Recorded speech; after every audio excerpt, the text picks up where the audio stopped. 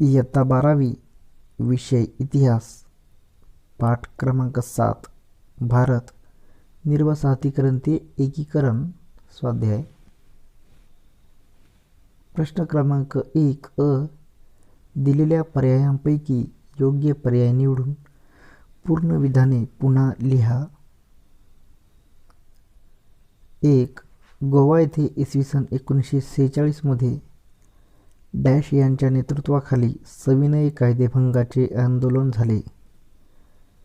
पर्याय: doctor Ram Manohar Lohia, doctor T B Cunha, doctor P P Shirodkar, doctor Ram Hegde.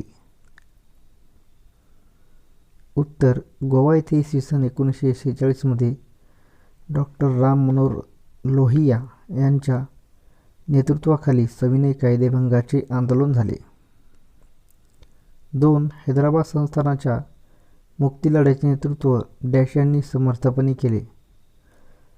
पर्याय: राजा हरिसिंग, स्वामी रामानंद तीर्थ, पंडित महादेव शास्त्री जोशी, केशवराव जेधे. उत्तर: स्वामी रामानंद तीर्थ. हैदराबाद संस्थानाच्या मुक्तीलढ्याचे नेतृत्व स्वामी रामानंद तीर्थ यांनी समर्थपणे केले. 3. भारतामध्ये यांच्या प्रयत्नातून अनेक संस्थाने विलीन झाली. पर्याय: Jaywantrao Tilak, Sardar Vallabhbhai Patel, Pandit Jawaharlal Nehru, doctor T B Cunha. उत्तर: सरदार वल्लभभाई पटेल. भारतामध्ये सरदार वल्लभभाई पटेल यांच्या प्रयत्नातून अनेक संस्थाने विलीन झाली.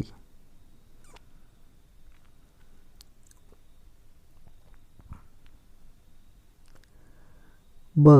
पुढील संचामधील ब गटातील चुकीची जोडी दुरुस्त करून लिहा. 1. हैदराबाद संस्थानाचे विलीनीकरण स्वामी रामानंद तीर्थ.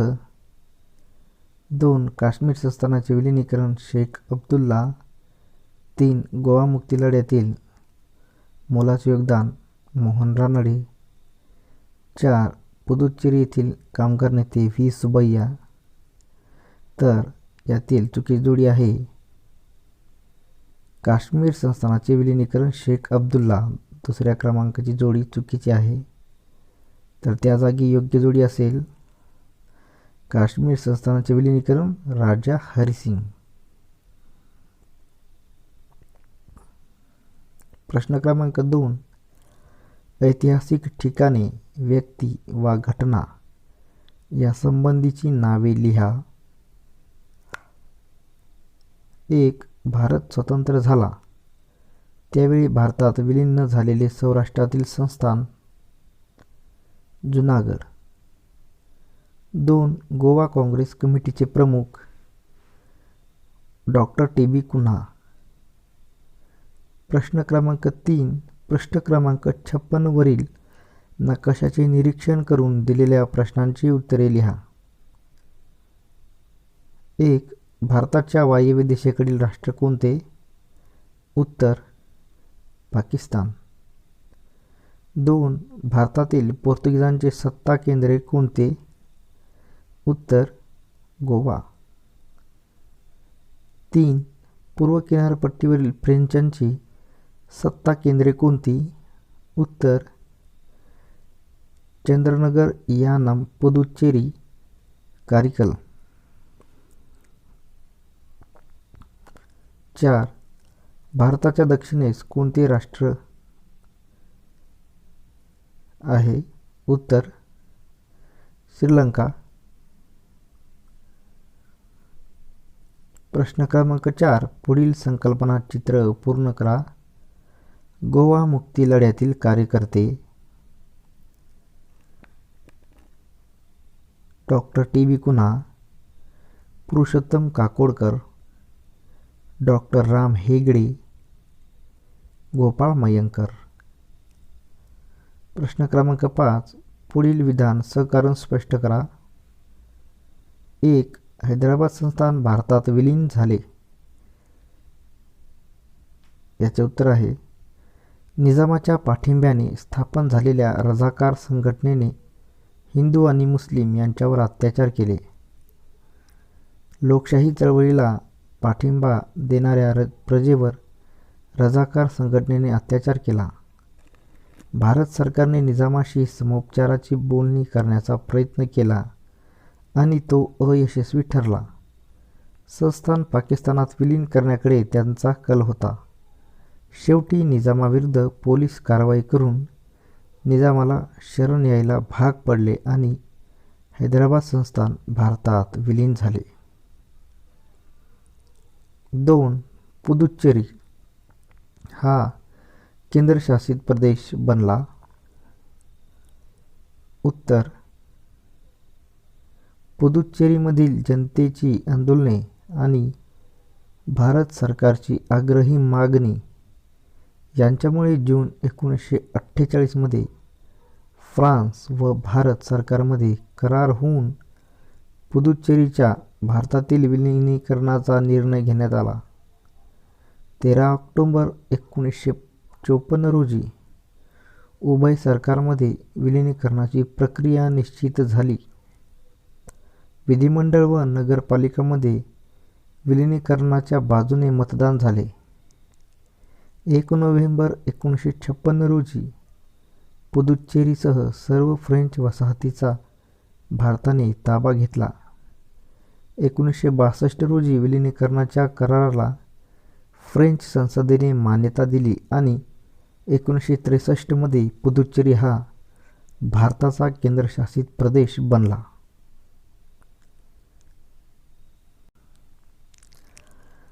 प्रश्न क्रमांक 6. तुमचे मत नोंदवा. 1. हैदराबाद संस्थानात आंध्र, कर्नाटक, महाराष्ट्र परिषदांची स्थापना झाली. उत्तर: हैदराबाद संस्थान हे भारतातील सर्वात मोठे संस्थान होते. हैदराबाद संस्थानात तेलुगू, कन्नड, मराठी भाषिक प्रांतांचा समावेश होता.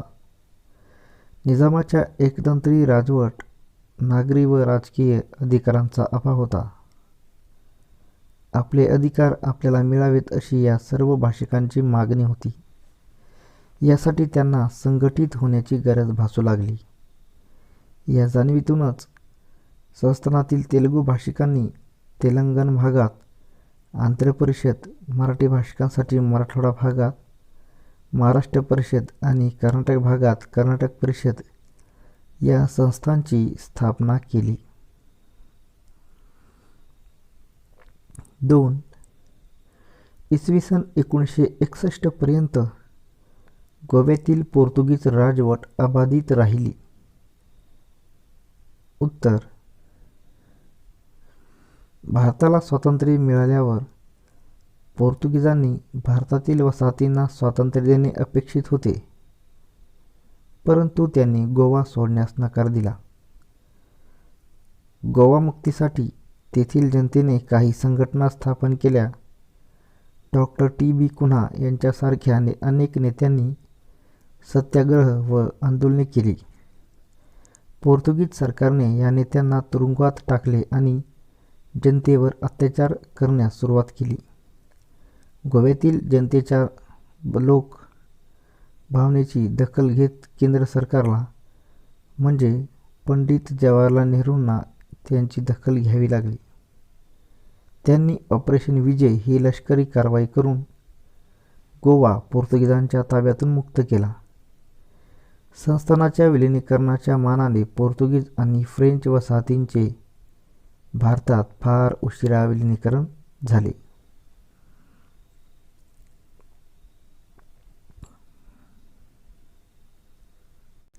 प्रकरण 8 जागतिक महायुद्धे आणि भारत यावरील स्वाध्याय. प्रश्न क्रमांक 1 दिलेल्या पर्यायांपैकी योग्य पर्याय निवडून पूर्ण विधाने पुन्हा लिहा. 1. ऑस्ट्रियाने सर्बियाविरुद्ध युद्ध पुकारले तेव्हा डॅश देश सर्बियाच्या मदतीला धावून गेला. पर्याय: जर्मनी, अमेरिका, हंगेरी, रशिया. उत्तर रशिया. ऑस्ट्रियाने सर्बियाविरुद्ध युद्ध पुकारले तेव्हा रशिया देश सर्बियाच्या मदतीला धावून गेला. 2. अमेरिकेने डॅश या शहरावर पहिला अणुबॉम्ब टाकला. पर्याय Nagasaki, Hiroshima, Pearl Harbor, Stalingrad.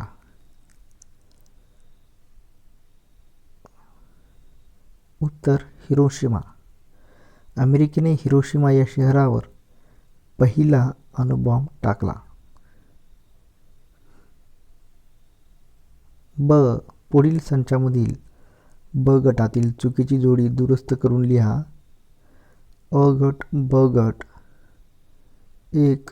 America, Woodrow Wilson. 2. England, Winston Churchill. 3. Germany, Hitler.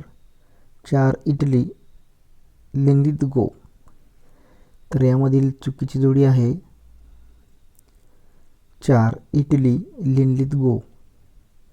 तर या जागी बरोबर जोडी असेल इटली, मुसोलिनी. प्रश्न क्रमांक 2. ऐतिहासिक ठिकाणे, व्यक्ती वा घटना या संबंधीची नावे लिहा. 1. पहिल्या महायुद्धातील इंग्लंड, फ्रान्स, रशिया या राष्ट्रांचा गट, दोस्त राष्ट्र. 2. पहिल्या महायुद्धातील जर्मनी, ऑस्ट्रिया, तुर्कस्तान, बल्गेरिया या राष्ट्रांचा गट, अक्ष राष्ट्रे.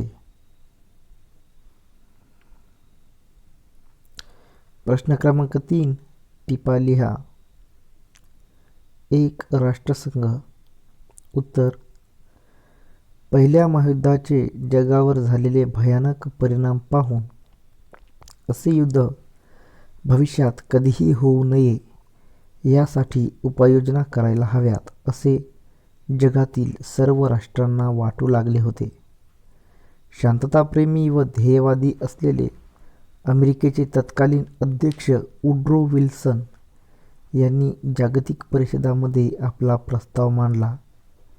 या प्रस्तावाला सर्व प्रमुख राष्ट्रांनी मिळून एक संघटना असावी, राष्ट्रातील कलह समोपचाराच्या मार्गाने मिटवले जावेत अशी भूमिका मांडली.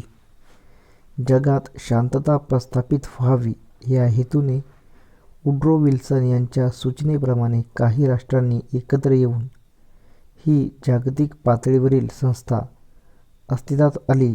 तिलाच राष्ट्रसंघ असे म्हणतात. 2. डॉक्टर कोटणीस. उत्तर 1937 साली जपानने चीनवर आक्रमण केले तेव्हा चीनने जखमी सैनिकांवर औषधोपचारासाठी डॉक्टरांची मदत मागितली.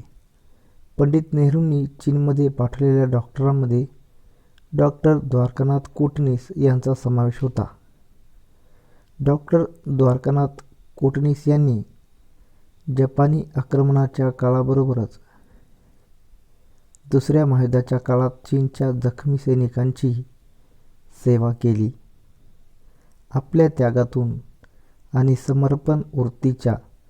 समर्पण वृत्तीतून त्यांनी भारत व चीन या देशात मैत्रीचे संबंध निर्माण केले. 5 वर्ष चीनी सैनिकांची सेवा करणाऱ्या डॉक्टर कोटणीसांचे 9 डिसेंबर 1942 रोजी प्लेगच्या साथीत चीनमध्येच निधन झाले. प्रश्न क्रमांक 4. पुढील विधाने सहकारण स्पष्ट करा. 1.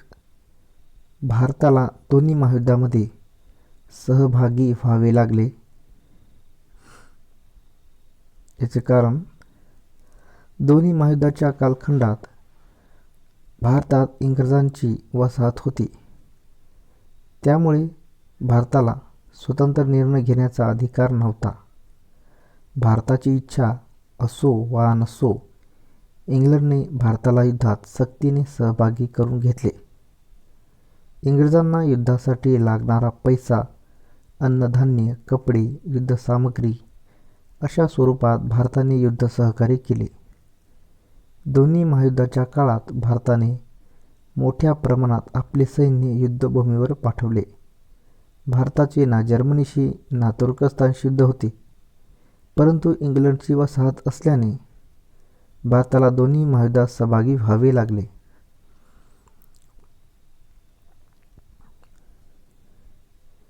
दोन, इंग्लंडने भारतातून काढता पाय घेण्याचा निर्णय घेतला. उत्तर, दुसऱ्या महायुद्धात इंग्लंडचा विजय झाला, तरीही युद्धामुळे इंग्लंडची आर्थिक आणि मनुष्यहानी प्रचंड प्रमाणात झाली. कमकुवत झालेल्या ब्रिटिश सत्तेचा भारतीय जनतेवरील व भारतीय सैनिकांवरील असलेला दरारा कमी झाला. या काळात भारतात स्वातंत्र्य लढा तीव्र झाला. नाविक दलाचा उठाव, जनतेतील चळवळी दडपून टाकणे ब्रिटिश सरकारला कठीण जात होते. यापुढे आपण भारतातील सत्ता टिकवू शकणार नाही याची जाणीव ब्रिटिश राज्यकर्त्यांना झाली. त्यामुळे इंग्लंडने भारतातून काढता पाय घेण्याचा निर्णय घेतला. प्रश्न क्रमांक 5. पुढील प्रश्नांची सविस्तर उत्तरे लिहा. 1. दुसऱ्या महायुद्धाची कारणे लिहा. उत्तर, सन 1939 ते 1945 या दीर्घ काळात झालेल्या दुसऱ्या महायुद्धाची कारणे पुढील प्रमाणे आहेत. 1. पहिल्या महायुद्धानंतर विजेत्या राष्ट्रांनी व्हर्सायच्या तहात जर्मनीवर अपमानास्पद अटी लादल्या, त्यामुळे जर्मनी व तिच्या मित्रराष्ट्रांमध्ये असंतोष निर्माण झाला. 2. जर्मनीत नाझी हिटलरने सत्ता हस्तगत करून व्हायचा तह फेटाळून लावला. 3. नाझी हिटलरने लष्करी सामर्थ्य वाढवून जर्मनीला पुन्हा सामर्थ्यशाली बनवले. सैन्यबल, आरमार आणि वायुदल समर्थ करण्यावर भर दिला. सोव्हिएट रशिया हे साम्यवादी राष्ट्र या काळात समर्थ बनत होते. रशिया बलवान होणे हे भांडवलशाही राष्ट्रांना खूपत होते. रशिया जर्मनीचा शत्रू असल्याने जर्मनीच्या आक्रमक धोरणाकडे इंग्लंड व फ्रान्सने दुर्लक्षित केले. 5. 1938 मध्ये जर्मनीने चेकोस्लोव्हाकियाचा सुडेटन प्रांत जिंकला. पोलंड या सर्व राष्ट्रांनी मान्य केलेल्या तटस्थ राष्ट्रावर 1939 मध्ये हिटलरने आक्रमण केले. शांतता टिकवण्याच्या हेतूने निर्माण करण्यात आलेल्या राष्ट्रसंघाला आक्रमक राष्ट्रवाद व लष्करवाद यांना वेळीच आळा घालता आला नाही. जर्मनी, इटली, जपान या राष्ट्रांच्या आक्रमक धोरणाकडे राष्ट्रसंघाने दुर्लक्ष केले. पहिल्या महायुद्धानंतर युरोपात शस्त्रास्त्र निर्माण करण्याची स्पर्धा सुरू झाली. प्रत्येक राष्ट्र प्रगत विध्वंसक तयार करू लागल्याने युरोप दारुगोळ्यांनी भरलेले कोठार बनले. शस्त्रास्त्र वाढ, आक्रमक राष्ट्रांच्या कृतीकडे दुर्लक्ष, गटबाजीचे धोरण या कारणामुळे 1939 साली दुसरे महायुद्ध सुरू झाले. 2. भारतीय लोक राष्ट्रीय चळवळीत मोठ्या संख्येने का सामील झाले? उत्तर, पहिल्या महायुद्धात सहभागी होण्याचा आपल्याला भविष्यात फायदा होईल ही राष्ट्रीय सभेची आशा फोल ठरली.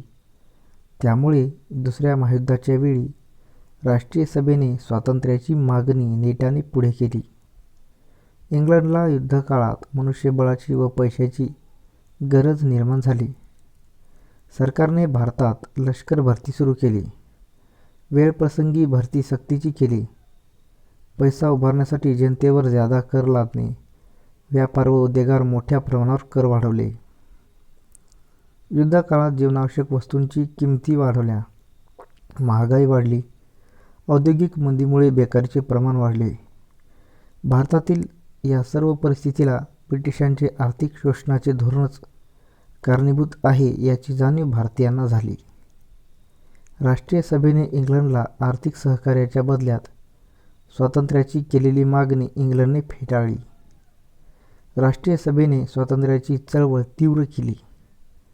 कामगार, शेतकरी व मध्यमवर्गीय हे सर्व ब्रिटिश सत्तेच्या विरोधात राष्ट्रीय चळवळीत मोठ्या संख्येने सहभागी झाले.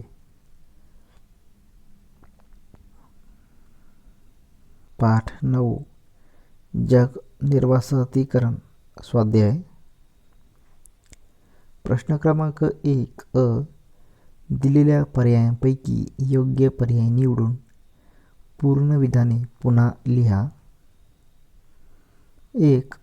पहिल्या महायुद्धात डॅश व तुर्कस्तान या राष्ट्रांचा पराभव झाला. पर्याय अमेरिका, फ्रान्स, इंग्लंड, जर्मनी. उत्तर जर्मनी. पहिल्या महायुद्धात जर्मनी व तुर्कस्तान या राष्ट्रांचा पराभव झाला. 2. 1935 मध्ये डॅश भारतापासून वेगळा करण्यात आला. पर्याय म्यानमार, मालदीव, श्रीलंका, इराण. उत्तर 1935 मध्ये म्यानमार भारतापासून वेगळा करण्यात आला. 3. 1947 मध्ये पहिली डॅश परिषद भरवली गेली. पर्याय ऐक्य आशियाई अटलांटिक, मँचेस्टर. उत्तर 1947 मध्ये पहिली आशियाई परिषद भरवली गेली. ब. पुढील संचामधील ब गटातील चुकीची जोडी दुरुस्त करून लिहा. जोड्यामधील पहिली जोडी आहे बांडुंग परिषद. 2. पॅरिस 1919 मधील पहिली अखिल आफ्रिका ऐक्य परिषद. 3. लंडन 1900 मधील अखिल आफ्रिका ऐक्य परिषद. 4. मँचेस्टर आशियाई ऐक्य परिषद. तर यामधील चुकीची जोडी आहे 4. मँचेस्टर आशियाई ऐक्य परिषद. तर त्याजोगी बरोबर जोडी असेल मँचेस्टर आफ्रिकी ऐक्य परिषद.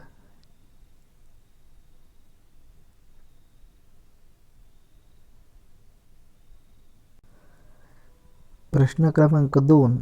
दिलेल्या कारणांपैकी योग्य कारण निवडून विधान पूर्ण करा. 1. दुसऱ्या महायुद्ध काळात आफ्रिकेतील स्वातंत्र्य चळवळ अधिक तीव्र झाली. पर्याय आहेत. आफ्रिकेतील वसाहतींनी परकीयांचे वर्चस्व झुगारून टाकले. ब. आफ्रिकेत पाश्चात्य शिक्षण पद्धती होती. क. दुसऱ्या महायुद्ध काळात इंग्रज व फ्रेंचांनी वसाहतींना काही अधिकार द्यायला सुरुवात केली. ड. पाश्चात्य देश दुसऱ्या महायुद्धात गुंतले. तर याचं उत्तर आहे दुसऱ्या महायुद्ध काळात आफ्रिकेतील स्वातंत्र्य चळवळ अधिक तीव्र झाली कारण दुसऱ्या महायुद्ध काळात इंग्रज व फ्रेंचांनी वसाहतींना काही अधिकार द्यायला सुरुवात केली. प्रश्न 3 टिपा लिहा. 1. बांडुंग परिषद. उत्तर भारताने 1947 मध्ये घेतलेल्या पहिल्या आशियाई परिषदेत आशियाई प्रादेशिक वादाची संकल्पना आकारास आली. आशियातील जनतेचे प्रश्न परस्पर सहकार्याने सोडण्याचा निर्णय घेण्यात आला. या पार्श्वभूमीवर 1955 मध्ये इंडोनेशियातील बांडुंग येथे आशियाई व आफ्रिकन राष्ट्रांची परिषद भरली. या परिषदेत आफ्रो-आशियाई जनतेच्या प्रश्नांची चर्चा, जागतिक शांततेस प्राधान्य आणि परस्पर सहकार्यावर भर देण्याचे ठरले. बांडुंग परिषदेमुळे नव्याने स्वतंत्र निर्माण झालेल्या आशिया आफ्रिका खंडातील जनतेचे प्रश्न मार्गी लागण्यास मदत झाली. 2. आफ्रिकी ऐक्य कल्पना. उत्तर. आफ्रिकी ऐक्याचा विचार पहिल्यांदा मांडणाऱ्या H.S. विल्यम्स याने इसवी सन 1900 मध्ये लंडन येथे पहिली अखिल आफ्रिका ऐक्य परिषद भरवली. या परिषदेला हजर असणाऱ्या W.E.B. द्युबुआ या कृष्णवर्णीय नेत्याने आफ्रिकी ऐक्य कल्पनेला चालना दिली. त्याने 1919 मध्ये पॅरिस येथे अखिल आफ्रिका ऐक्य परिषद भरवली. त्याच्या पुढाकाराने पुढेही काही परिषदा भरवल्या गेल्या. या परिषदेमुळे आफ्रिका खंडात आफ्रिकी ऐक्याची कल्पना जनमानसात रुजू लागली. प्रश्न क्रमांक 4. पुढील विधाने कारण स्पष्ट करा. 1. ब्रिटिश आणि ब्रह्मदेश यांच्यात 3 युद्धे झाली. उत्तर. 1960 पर्यंत म्यानमार एकछत्री अंमलाखाली आणणाऱ्या येथील राज्यकर्त्यांनी मणिपूर जिंकून आसामवर ताबा मिळवला. या घटनेने ब्रिटिश व म्यानमार यांच्यात पहिले युद्ध झाले. म्यानमारमधील 2 इंग्रज नागरिकांना म्यानमारच्या राज्यकर्त्यांनी दंड ठोठावला. हे निमित्त करून ब्रिटिशांनी म्यानमारवर आक्रमण करून त्यांचा काही भाग मिळवला. म्यानमारच्या थिबा राजाने फ्रान्सशी वाढत चाललेला संबंध व ब्रिटिश व्यापारी कंपनीला केलेला दंड या कारणावरून तिसरे ब्रह्मी युद्ध झाले. या युद्धाने ब्रिटिशांनी संपूर्ण म्यानमार आपल्या नियंत्रणाखाली आणला. अशा रीतीने ब्रिटिश अंमलाखाली प्रदेशांचे संरक्षण करणे व म्यानमारचे प्रदेश मिळवणे या उद्देशाने ब्रिटिश व ब्रह्मदेश यांच्यात 3 युद्धे झाली. 2. दुसरे महायुद्ध संपताच निर्वसाहतीकरणास अधिकच वेग आला. उत्तर. दुसऱ्या महायुद्धाने वसाहतवादी राष्ट्रांचे कंबरडे मोडले. इंग्लंड व फ्रान्स कमकुवत झाल्याने त्यांचे वसाहतीवरील नियंत्रण कमी झाले. दुसऱ्या महायुद्धानंतर आशिया आफ्रिकी खंडातील राष्ट्रांमध्ये राष्ट्रवादाला चालना मिळून स्वातंत्र्य लढे हे प्रकार होऊ लागले. पाश्चात्य शिक्षणाचा प्रभाव, त्यातून मिळालेले स्वातंत्र्य, समानतेची मूल्ये, लोकशाही पद्धतीबद्दलचे आकर्षण यामुळे जनतेत जागृती घडून चळवळी तीव्र झाल्या. या कारणामुळे इंग्लंड, फ्रान्सने या देशांना अधिकार देण्यास सुरुवात केली. त्यातून निर्वसाहतीकरणाला अधिक वेग आला. पाठ 10वा. शीतयुद्ध. स्वाध्याय. प्रश्न क्रमांक 1 अ. दिलेल्या पर्यायांपैकी योग्य पर्याय निवडून पूर्ण विधाने पुन्हा लिहा. 1. सिएटो संघटनेचे मुख्यालय डॅश येथे होते. पर्याय: Thailand, Philippines, Pakistan, great Britain. उत्तर: थायलंड. सिएटो संघटनेचे मुख्यालय थायलंड येथे होते. 2. 1986च्या डॅश येथील परिषदेतील आफ्रिकेच्या मदतीसाठी आफ्रिका फंड स्थापन करण्यात आला. पर्याय: जकार्ता, हरारी, नामिबिया, इंडोनेशिया. उत्तर: हरारे. 1986च्या हरारे येथील परिषदेतील आफ्रिकेच्या मदतीसाठी आफ्रिका फंड स्थापन करण्यात आला. प्रश्न क्रमांक 2 अ. ऐतिहासिक ठिकाणे, व्यक्ती वा घटना यासंबंधीची नावे लिहा. 1.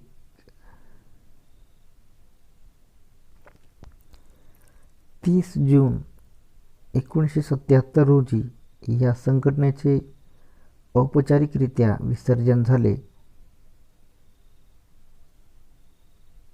सिएटो. 2. कॉमनवेल्थ गेम्सची संकल्पना यांनी मांडली? Reverend Ashley Cooper. ब. दिलेल्या कारणांपैकी योग्य कारण निवडून विधान पूर्ण करा.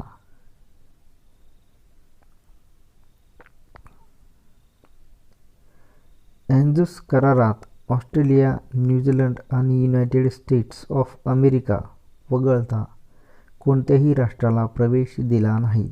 कारण पर्याय आहेत: त्यांना ग्रेट ब्रिटन व फ्रान्सचे महत्त्व वाढू द्यायचे नव्हते.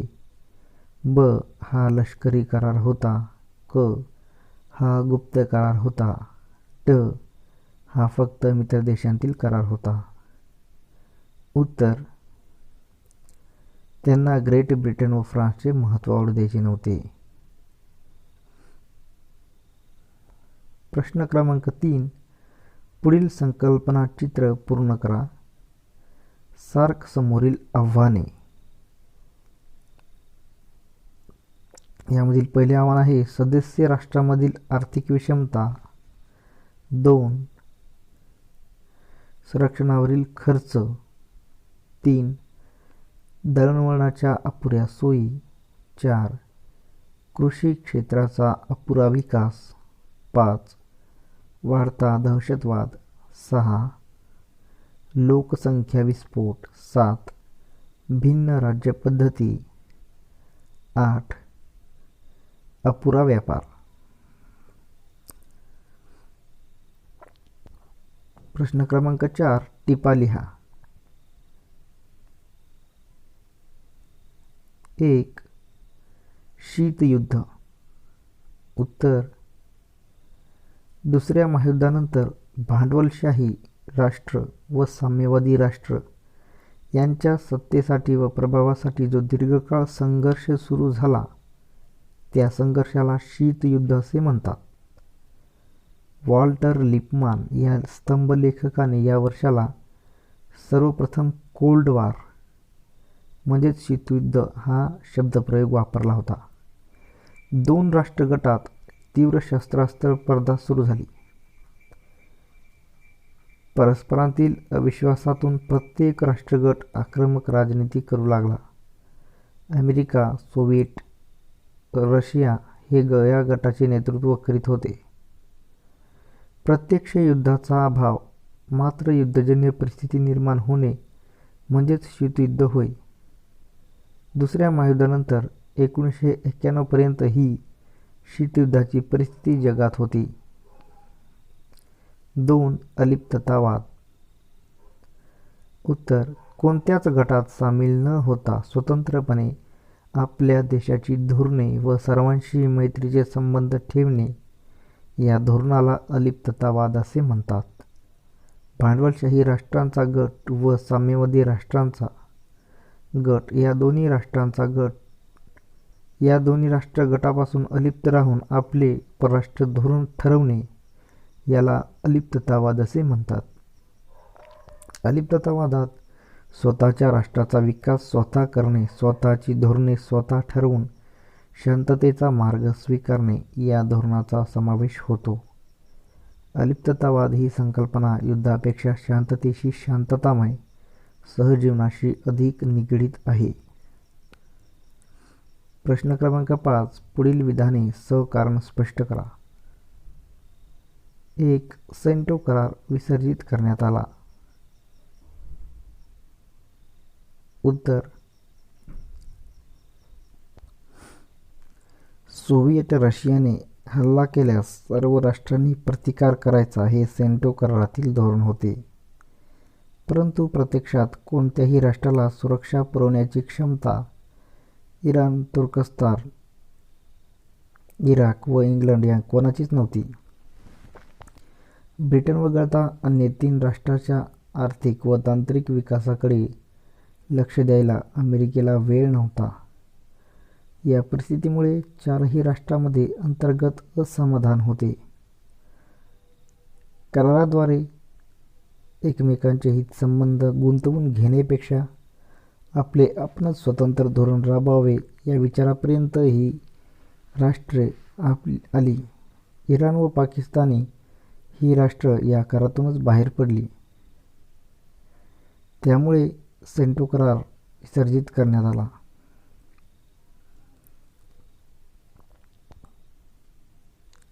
2. सार्क संघटनेला काही प्रमाणात यश मिळाले आहे.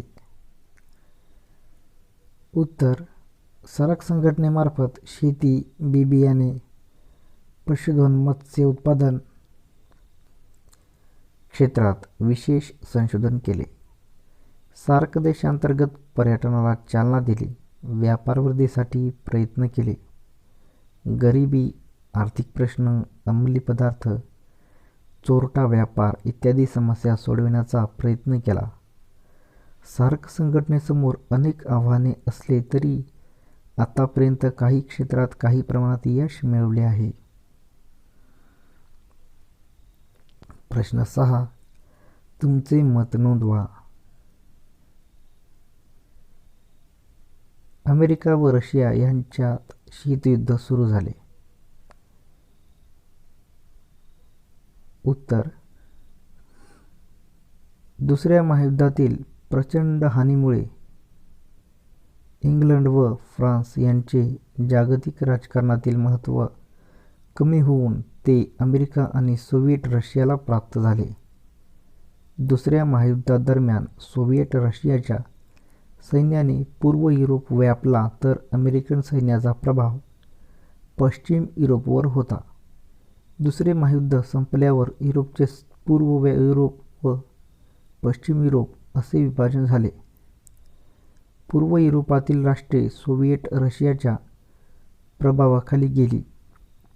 या राष्ट्रांनी साम्यवादी विचारसरणीचा स्वीकार केला, तर पश्चिम युरोपातील राष्ट्र अमेरिकेच्या भांडवलशाही व्यवस्थेच्या प्रभावाखाली आली. प्रत्येक गट आपले सामर्थ्य वाढवू लागला. त्यातूनच शीतयुद्धाला सुरुवात झाली. 2. भारताने वसाहतवाद विरोधात नेहमीच भूमिका मांडली आहे. उत्तर: भारत अन्य राष्ट्रांच्या अंतर्गत बाबीत हस्तक्षेप करीत नाही व अन्य राष्ट्रांचा हस्तक्षेप होऊ देत नाही. भारताने कोणत्याही लष्करी गटाला बांधून घेतलेले नाही. त्याने अलिप्ततावादाचे धोरण स्वीकारलेले आहे. शांततामय सहजीवनावर भारताची श्रद्धा आहे.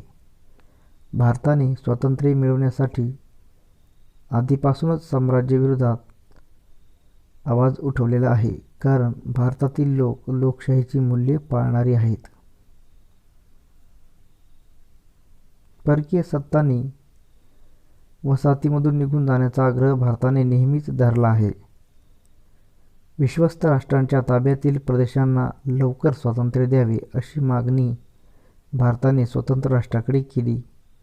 भारत अन्य राष्ट्रांच्या आणि त्यांच्या सीमेचा आदर करतो. भारत अन्य राष्ट्रावर आक्रमण करणार नाही, कारण जगा आणि जगू द्या ही भारताची भूमिका आहे. अशा रीतीने भारत नेहमीच वसाहतवाद विरोधात आपली भूमिका मांडत आला आहे.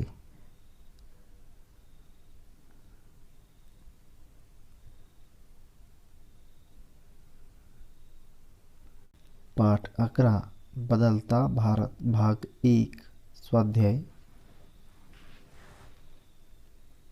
प्रश्न क्रमांक 1.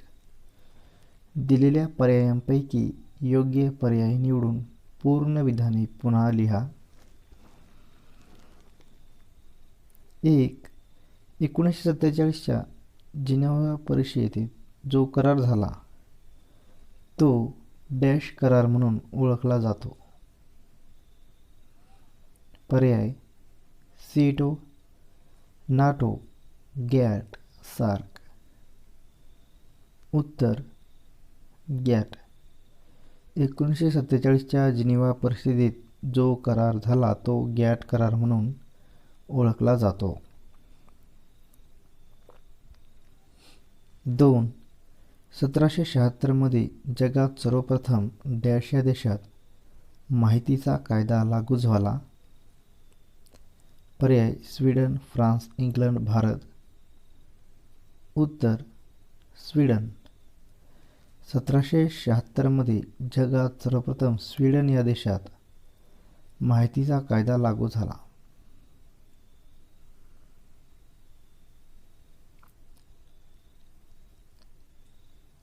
3. स्वामी विवेकानंद यांचा जन्मदिन डॅश म्हणून साजरा केला जातो? पर्याय राष्ट्रीय शिक्षण दिन, राष्ट्रीय युवक दिन, राष्ट्रीय एकात्मता दिन की राष्ट्रीय विज्ञान दिन. उत्तर राष्ट्रीय युवक दिन. स्वामी विवेकानंद यांचा जन्मदिन राष्ट्रीय युवक दिन म्हणून साजरा केला जातो. प्रश्न क्रमांक 2 अ. ऐतिहासिक ठिकाणे, व्यक्ती वा घटना यासंबंधीची नावे लिहा.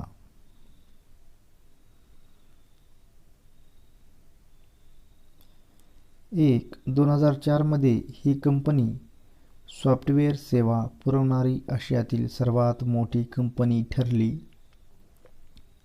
टाटा कन्सल्टन्सी. 2002 मध्ये या शहरात मेट्रो सेवा सुरू झाली. दिल्ली.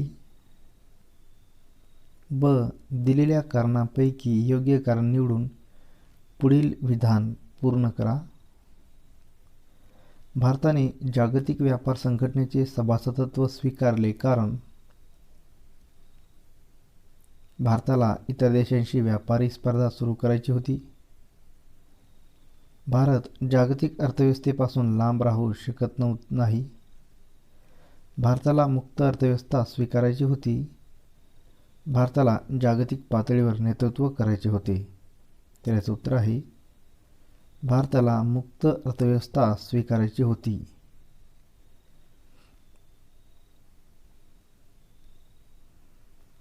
प्रश्न क्रमांक 3. पुढील संकल्पना चित्र पूर्ण करा. सॉफ्टवेअर क्षेत्राचा भारताच्या एकूण निर्यातीतील वाटा वाढण्याची कारणे. तर काय कारणे आहेत? 1. केंद्र सरकारचे अनुकूल धोरण, उद्योजकांची दूरदृष्टी,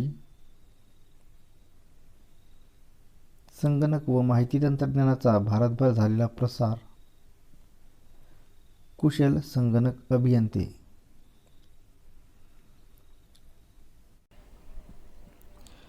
प्रश्न क्रमांक 4. टिपा लिहा. 1. भारत सरकारचे युवक धोरण. उत्तर भारत हा सर्वाधिक युवा लोकसंख्या असणारा देश असल्याने या युवकांना शिक्षणाच्या संधी, कौशल्य उपलब्ध करून दिल्यास हा युवा वर्ग भारताच्या विकासात महत्त्वाचे योगदान देऊ शकतो. या हेतूने 1972 मध्ये नेहरू युवा केंद्र संघटना ही संस्था स्थापन करण्यात येऊन युवकांना प्रशिक्षण देणे सुरू केले गेले. पुढे राष्ट्रीय युवा सशक्तीकरण कार्यक्रम अंतर्गत साक्षरता, शिक्षण, आरोग्य व स्वच्छता, रोजगार, पर्यावरण संरक्षण इत्यादी विषयावर भर देण्यात आला. 12 जानेवारी हा स्वामी विवेकानंदांचा जन्मदिवस. हा दिवस राष्ट्रीय युवक दिन म्हणून पाळला जाऊ लागला. युवकांमधील विविध कलागुणांना वाव देण्यासाठी कार्यक्रम आयोजित केला जातो. युवकांच्या साहसी वृत्तीला प्रोत्साहन देण्यासाठी केंद्र शासनाने भारतभर 83 वसतिगृह स्थापन केले. त्यामुळे युवा पर्यटन वाढले. NCC, स्काउट आणि गाईड यांच्या माध्यमातून युवा वर्गाला सेवा, स्वयंशिस्त इत्यादी गुणांची धडे दिले जातात. युवक वर्ग अधिकाधिक सक्षम, सेवाभावी व कुशल कसे होतील या दृष्टीने भारत सरकार आपले धोरण राबवित आहे. 2. प्रधानमंत्री ग्राम सडक योजना.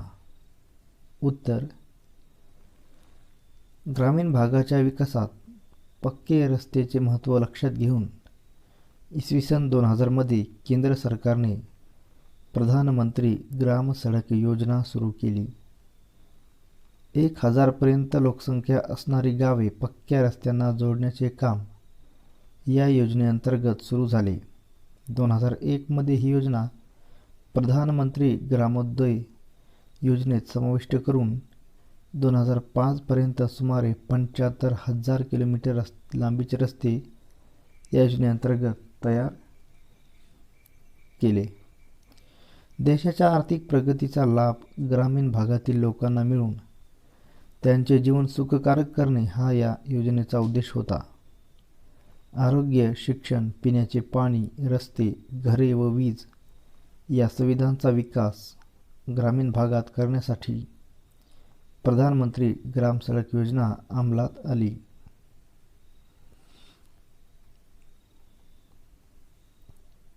प्रश्न क्रमांक 5.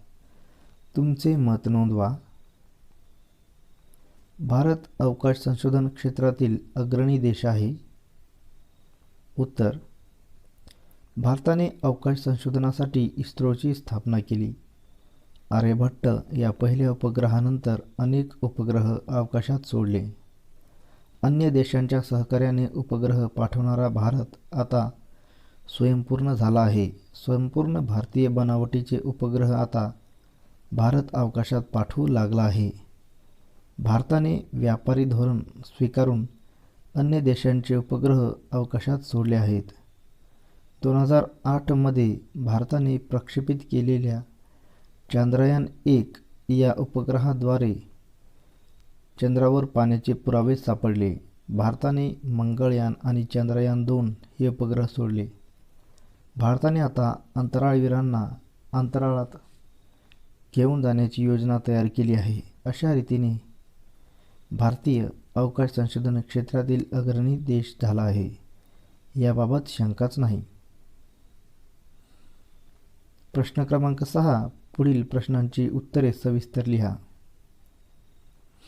भारतात रोजगाराच्या संधी उपलब्ध करून देण्याच्या उद्देशाने कोणत्या योजना राबवल्या गेल्या? उत्तर: सुशिक्षित तरुणांना रोजगार उपलब्ध करून त्यांचे जीवनमान उंचावण्याकरिता भारत सरकारने वेळोवेळी विविध प्रकारच्या रोजगार योजना राबवल्या. त्या योजना पुढीलप्रमाणे आहेत. अ. प्रधानमंत्री रोजगार योजना. भारत सरकारच्या वाणिज्य व उद्योग मंत्रालयाने 2 ऑक्टोबर 1993 रोजी प्रधानमंत्री रोजगार योजना व रोजगार हमी योजना सुरू केल्या. रोजगार हमी योजनेत कृषी क्षेत्रातील बेरोजगारांना वर्षातून किमान 100 दिवस रोजगार मिळवून देण्याचे उद्दिष्ट ठेवले गेले. 2001मध्ये ही योजना ग्रामीण रोजगार योजनेत विलीन करण्यात आली.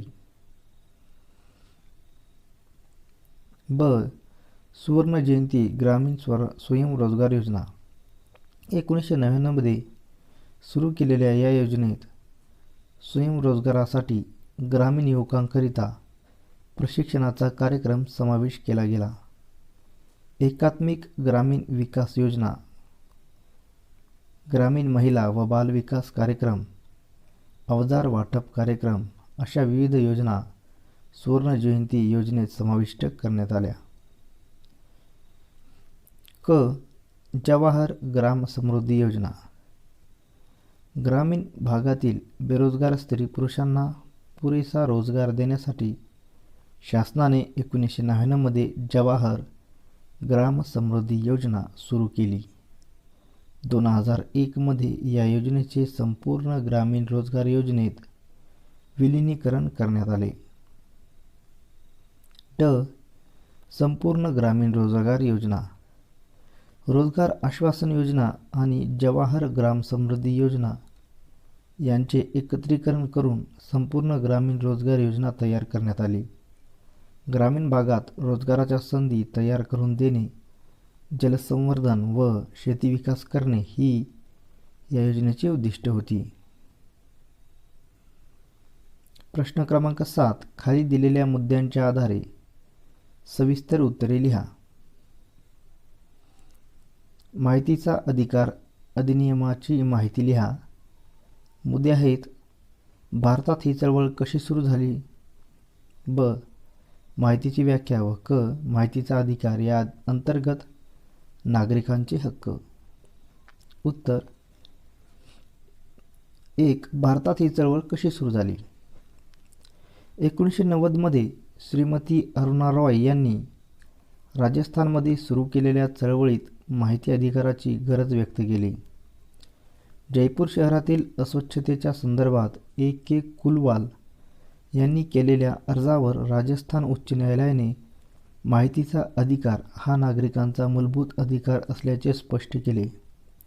महाराष्ट्रात अण्णा हजारे यांनी माहितीच्या अधिकारासाठी 2001 मध्ये तीव्र आंदोलन केले. या चळवळीमुळे केंद्र शासनाचा माहिती अधिकार महाराष्ट्रात लागू झाला. हर्ष मंडर यांनी या अधिकारामुळे अन्नधान्य वितरण व्यवस्था व रोजगार विनिमय याबाबत माहिती उघड करण्याचे धाडस केले. 2. माहितीची व्याख्या. माहितीचा अधिकार व कायद्यानुसार माहितीचा अर्थ व व्याख्येत पुढील बाबींचा समावेश होतो. इलेक्ट्रॉनिक स्वरूपात साठवलेली आधार सामग्री, शासनाचे दस्तावेज, ईमेल, प्रसिद्धीपत्रके व परिपत्रके, सार्वजनिक प्राधिकरण, एक खाजगी संस्था व त्यात काम करणाऱ्या व्यक्तीविषयी माहिती, शासनाचे आदेश, पत्रव्यवहार व या सर्व गोष्टींचा समावेश माहितीच्या व्याख्यात होतो. 3. माहितीचा अधिकार या अंतर्गत नागरिकांचे हक्क. शासनाच्या संस्थांच्या कामाची, दस्तऐवजांची व अभिलेखांची पाहणी करणे, या दस्तऐवजांचा किंवा अभिलेखांच्या अधिकृत प्रती मिळवणे, या संस्थांनी काढलेली टिपणे, उतारे, प्रमाणित नमुने अशा स्वरूपात किंवा संगणकीय माहिती मिळवण्याचा हक्क माहितीच्या अधिकारांतर्गत येतात. अशा प्रकारे माहितीचा अधिकार अधिनियमनाची माहिती वरील मुद्द्याच्या आधारे स्पष्ट करता येते. पाठ 12 बदलता भारत भाग 2 स्वाध्याय. प्रश्न क्रमांक 1 अ.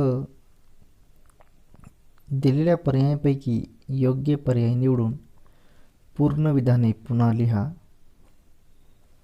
1. 1995 मध्ये भारत सरकारच्या आरोग्य विभागातर्फे डॅश लसीकरणाची मोहीम सुरू झाली.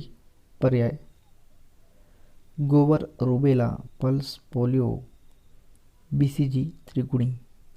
उत्तर: पल्स पोलिओ. 1995 मध्ये भारत सरकारच्या आरोग्य विभागातर्फे पल्स पोलिओ लसीकरणाची मोहीम सुरू झाली. 2. एर्नाकुलम हा 100% साक्षर झालेला जिल्हा डॅश राज्यात आहे. पर्याय: गुजरात, केरळ, कर्नाटक, तमिळनाडू. उत्तर: केरळ. एर्नाकुलम हा 100% साक्षर झालेला जिल्हा केरळ राज्यात आहे. ब. पुढील संचामधील ब गटातील चुकीची जोडी दुरुस्त करून लिहा. 1. राष्ट्रीय मानवाधिकार आयोग, मानवी हक्कांचे संरक्षण. 2. Centre for science and environment, दिल्लीतील प्रदूषणाचा अभ्यास. 3. सीस्कॅप, कासवांचे जतन करणारी संस्था. 4. इंटॅक, वारशाविषयी जतन व जागृती करणारी संस्था. तर यातील चुकीची जोडी आहे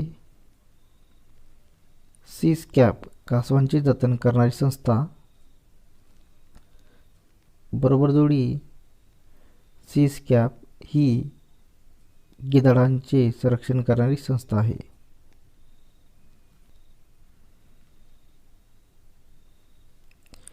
प्रश्न क्रमांक 2. ऐतिहासिक ठिकाणे, व्यक्ती वा घटना या संबंधीची नावे लिहा. 1. मानवाधिकार संरक्षण कायद्यान्वये स्थापन झालेला आयोग, राष्ट्रीय मानवाधिकार आयोग. 2. भारतरत्न हा सर्वोच्च सन्मान मिळवणारा खेळाडू सचिन तेंडुलकर. प्रश्न क्रमांक 3. पुढील संकल्पना चित्र पूर्ण करा. क्रीडा क्षेत्रातील पुरस्कार: राजीव गांधी खेलरत्न पुरस्कार, अर्जुन पुरस्कार, ध्यानचंद लाइफटाइम अचीवमेंट पुरस्कार. राष्ट्रीय खेल प्रोत्साहन पुरस्कार। प्रश्न 4 टिपा लिहा। 1 स्पीड पोस्ट। उत्तर 1986 साली टपाल खात्याने स्पीड पोस्टची सेवा सुरू केली। साध्या टपालाने पत्र पोहोचवण्यासाठी खूप काळ लागतो, तसे पत्र पोहोचले की नाही याची शाश्वती नसते। स्पीड पोस्टने पाठवलेले पत्र पोहोचल्याच्या पाठवणाऱ्यांना संदेश येतो, त्यामुळे ही सेवा विश्वसनीय व गतिमान झाली आहे। सध्या दर महिन्याला सुमारे 3 कोटीपेक्षा अधिक पत्रे स्पीड पोस्टाने पाठवली जातात। स्पीड पोस्टला नेहमीच्या पत्रापेक्षा अधिक पैसे भरावे लागतात, परंतु पत्र पोहोचल्याची खात्री असल्यामुळे अनेक जण या सेवेचा उपयोग करतात, त्यामुळे टपाल खात्यालाही लाभ होतो। 2 वायू प्रदूषण। उत्तर हवेतील ऑक्सिजनचे प्रमाण कमी होऊन कार्बनचे आणि घातक वायूंचे प्रमाण वाढत जाणे त्यालाच वायू प्रदूषण असे म्हणतात। हे वायू प्रदूषण कारखान्यांच्या चिमण्यांमधून बाहेर पडणारा धूर, काजळी तसेच वाहनांमधून बाहेर पडणारा धूर यामुळे होतो। वाहनांची वाढती संख्या, वाहनांच्या देखभालीकडे होणारे दुर्लक्ष यामुळे वायू प्रदूषण वाढते। भारतातील सर्व शहरांमध्ये वायू प्रदूषण हा चिंतेचा विषय बनला आहे, कारण वायू प्रदूषणामुळे लोकांची श्वसन विकार वाढत चालले आहेत। प्रदूषण कमी व्हावे म्हणून शासन अनेक प्रकारे उपाय व कायदे करत असते। 3 पोलिओ निर्मूलन। उत्तर भारत सरकारच्या आरोग्य विभागातर्फे 1995 मध्ये पल्स पोलिओ लसीकरणाची मोहीम सुरू करण्यात आली। जागतिक आरोग्य संघटना म्हणजेच WHO, युनिसेफ, रोटरी इंटरनॅशनल आणि भारत सरकार यांच्या संयुक्त विद्यमाने ही पोलिओ निर्मूलन मोहीम राबवण्यात आली। पोलिओ रोगाचे भारतातून उच्चाटन करणे, 5 वर्षे वयापर्यंतचे एकही बालक लसीकरणातून वगळले जाणार नाही हे पाहणे या मोहिमेचे उद्दिष्ट होते। पोलिओ निर्मूलन ही मोहीम यशस्वी होण्यासाठी आणि लोकांना त्यांचे महत्त्व पटवून देण्यासाठी शिबिरे घेणे, घरोघरी लसीकरण करणे, प्रसारमाध्यमातून जाहिराती देणे अशा उपायांचा अवलंब करून शासन लोकांमध्ये जागृती घडवून आणते आहे।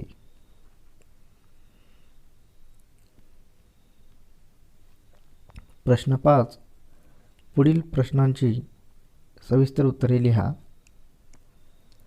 1 भारत सरकारचे क्रीडा धोरण स्पष्ट करा।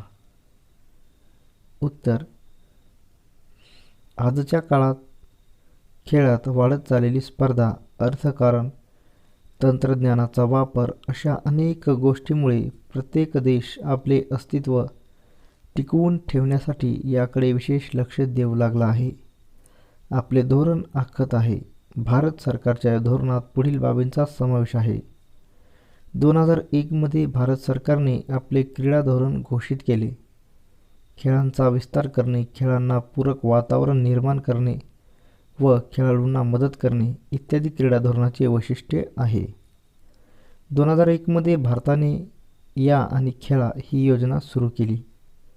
या योजनेअंतर्गत दिल्ली येथे 5 क्रीडा संकुल सुरू करण्यात आले।